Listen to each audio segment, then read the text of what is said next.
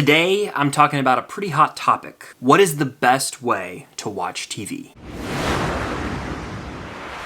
What's going on, guys? I'm Chris and welcome back to another video. So today I'm talking about the best way to watch TV. I'm gonna go through all the different ways that new TV shows are released, from binge to weekly and those in between, talk the pros and cons of all of them, and by the end of this video give you guys my ideal way to watch TV shows nowadays. Before I get into this though, be sure to hit that like button and comment down below your favorite way to watch TV. Subscribe and hit that notification bell if you have not already, and go check out my Patreon for weekly commentary tracks and exclusive content. Your support over there truly does mean the world. Alright, so in the world of streaming and network television, TV as a form of media is ever changing. We're constantly getting new types of shows, but also the way in which these shows are released to the public is pretty different across the board. So I'm going to go through a bunch of these different formats and figure out the best way to watch TV. Starting us off, we've got the binge model. This is where every episode of a show is released all at once. It's the classic Netflix model. Say a show's 6 to 10 episodes long, they all drop at once where you can sit there and watch them as you please. For the pros of the binge model, one of the biggest is that you don't have to wait an entire week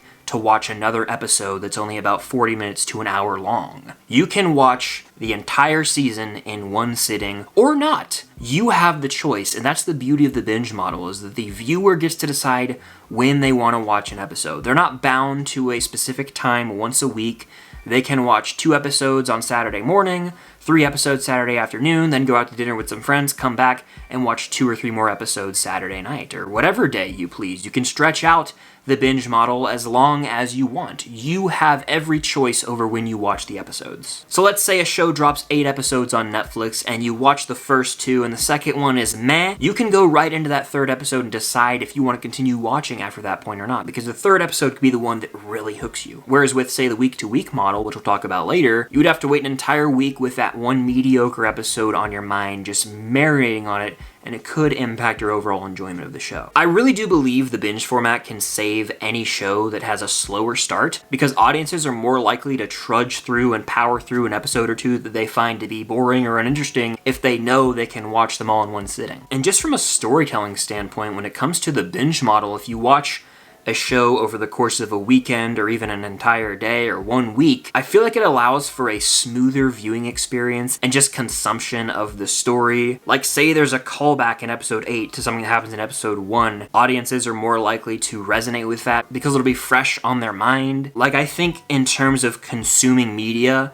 the binge model is almost preferred because it's like watching an 8-hour movie instead of watching an 8-hour movie over the course of, say, multiple months with the week-to-week model. Now, what are the cons of the binge model? Well, for starters, in one day, it's all over. You've been excited for this new season of a show you love, and it all drops in one day, and say you watch it over the course of 10 to 12 hours, boom, it's gone in the blink of an eye. I equate it to putting in a lot of hard work to prep a meal, like a steak dinner. You put in 3 or 4 hours of work to cook it, and then you eat it in 10 minutes, and now you gotta clean it up, and you're like, man, I did all that work, ate a delicious meal, but now it's gone. That's how binging TV shows can be. Another thing you have to factor in with the binge model is that some people just watch shows faster than other people. So in the world of social media, if 8 episodes drop on Thursday night, someone's gonna stay up all night and watch all 8 of those episodes and then be talking about spoilers on social media, whereas a lot of other people might not find the time to watch the episodes immediately, and they're gonna spread it out over the next week. Well, if you go out and talk to someone at work, or if you go on Twitter,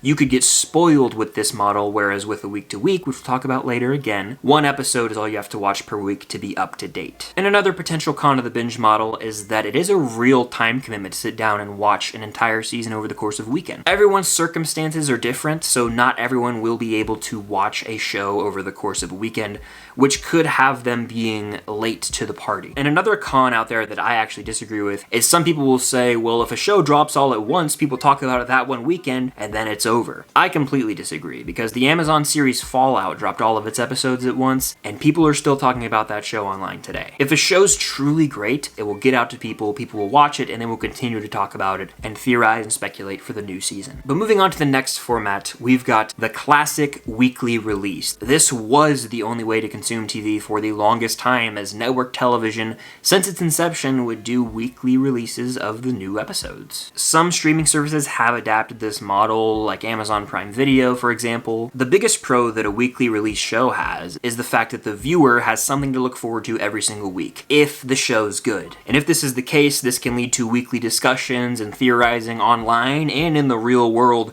building up the hype and the audience in real time for a show. We saw this with something like The Last of Us in 2023. The first episode dropped, and then as each episode dropped each new week, the viewership just continued to increase because the show was the talk of the town. People were talking about the show, so more people wanted to be included and involved, and so they would watch the show on a week-to-week basis and have something to talk about every week and something to be excited for every Sunday night. But at the same time, when it comes to weekly release, there are some cons. In fact, one of the biggest, in my opinion, is having to wait multiple months just to watch one season's worth of television play out. This can really cause some shows to lose steam. Like, say you've got a 10-episode show, and by the 4th or 5th episode, it starts to lose steam. That could allow for a lot of viewers to just fall off and stop watching. Whereas with the binge model, they might have stuck it out because they know they only have to wait a few more hours to see what happens. They might have to wait weeks and weeks and weeks to see what happens in the weekly release format. With the week-to-week format, there's also less freedom to choose when you want to watch the episode if you want to stay up to date. Like, say Sunday night at 10 p.m. is when the new episode of a show you're watching drops. If you don't watch it at 10 p.m., there's a high chance you're going to get spoiled. I also really believe that slow burn shows stand way less of a chance of being successful with the week-to-week release. Because again, with the binge model, someone can stick out a slow burn over the course of a day or two, but with week-to-week releases, you might have to wait months for a slow burn show to have that payoff. And in a world where viewer attention spans continue to dip, that's just not ideal. And the last con for week-to-week that's becoming sort of outdated applies mainly to network television, and that's the fact that if you're watching a show on network TV that releases week-to-week, you have to sit through about 20 minutes of commercials or ads in every episode. That can really take away from those big emotional moments in an episode. No one wants to watch 20 minutes of commercials. So while the classic debate is the binge model versus the weekly release model, there are a few others that are sort of a hybrid of both and take elements of both the binge model and the weekly release model. The first model is drop 3 episodes to start and then go weekly from there on out. We've seen Amazon Prime Video adopt this model with various shows. The Boys stands out. They'll drop like 3 episodes on a Friday, and then every Friday after that we'll get 1 episode to the end of the season. Some of the pros of this model is that it gives everyone a chance to watch 3 full episodes of the show in one sitting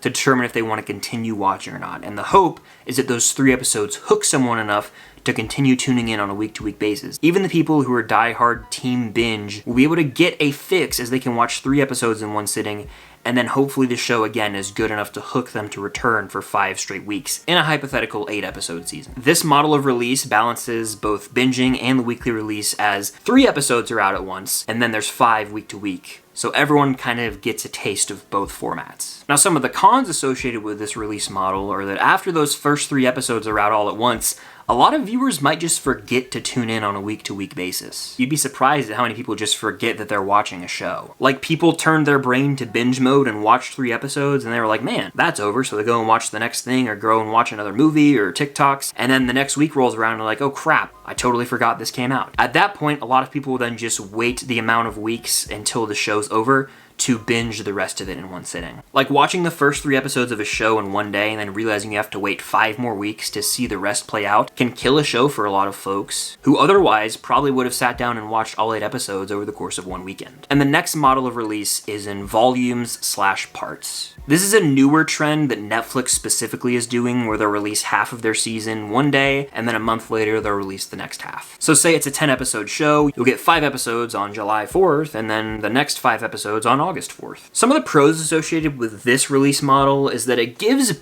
binge watchers the chance to watch half the season in one sitting, just like usual, while giving the week-to-week folks that month or so off in between seasons that they clamor for because they like to have a week off between episodes. If done right, this release model can be really efficient, because sometimes if the split of the seasons is at a logical breaking point, the month off can allow for a much-needed break to step away, get a breath of fresh air, and really marinate on the events that you just witnessed. I'm thinking of Stranger Things Season 4 in particular. We got 7 episodes in Volume 1 and 2 episodes in Volume 2. Now granted, these episodes are cinematic. They're like an hour and a half plus for the most part. But at the end of Volume 1, a huge revelation is made that recontextualized all of Stranger Things as we knew it, and so it was nice to sit back for the next month, breathe a bit, and maybe even revisit moments from the show and then create theories and speculation for the new volume. Like during a break between volumes, it's really fun to speculate and theorize. Also, since the volume/parts model is typically for streaming shows, the shows we're talking about are movie quality, if not better nowadays. Like TV has come so far as a medium, so it's more understandable to take a break. I almost view it as getting a movie and then taking a month off and getting its sequel later. However, there are a lot of cons associated with this release format. If the break between volumes is too long, people will forget about the show, period. This happened fairly recently with Invincible Season 2. The first part of the season came out in November, and it wasn't until March that the season concluded with its second part. Well, when that first part dropped, everyone was talking about it online, and when the second part dropped, it was like crickets. No one was really discussing the season anymore. Like, streaming services really do run the risk of killing a season of their show if they do the split and the break is just too long. Audiences will forget or just not care anymore. The volume release could also come off as milking a show, specifically if there's no logical break point in the story. This could really turn people away. For example, Stranger Things had a very logical breaking point, but something like You Season 4, not so much. Netflix has really adopted this model lately of going half the season one day, half the season a month later, and sometimes it just comes off as, hey, we can capitalize on this by getting people subscription money for an extra month. And it hurts the overall story and the consumption of the show. Another big con here is that splitting a season in half can frustrate the binge watchers because they can't get the whole thing in one sitting, and that weekly gap that the week-to-week watchers love is spread out even more. So who's it really pleasing aside from the streaming services that get an extra month of money out of people? That's the real question. So in conclusion, the way that TV releases is ever-changing, just like streaming and the movie-going experience overall are. But at the end of the day, for me, I am team binge watch. The reason being, I get to pick when I want to watch the episodes. I set my own pace. I have the freedom to watch an episode and then take a break and watch another episode later that day. I'm not bound to the week-to-week structure where one week I might be seeing a movie or have dinner with a family so I can't catch the episode live. I can stretch out the show over a week, or I can watch it all in one day. But more importantly, I can watch a story unfold in one day, which I feel like makes the show flow a lot smoother